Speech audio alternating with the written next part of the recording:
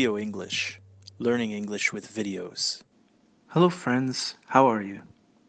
I love animals.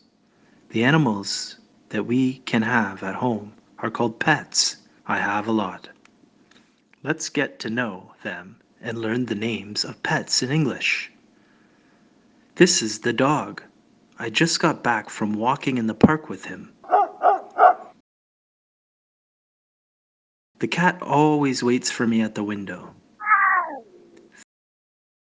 Fish live in their fish tank.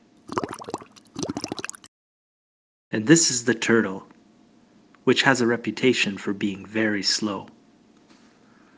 I also have several birds, usually in houses.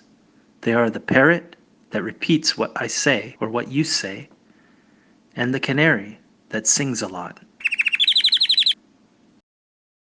We can also have a hamster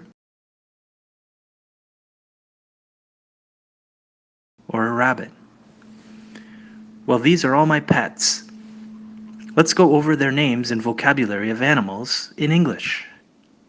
Dog, cat, fish, turtle, birds, canary, parrot, hamster, rabbit.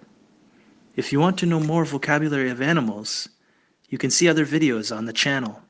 This is all, friends. See you soon.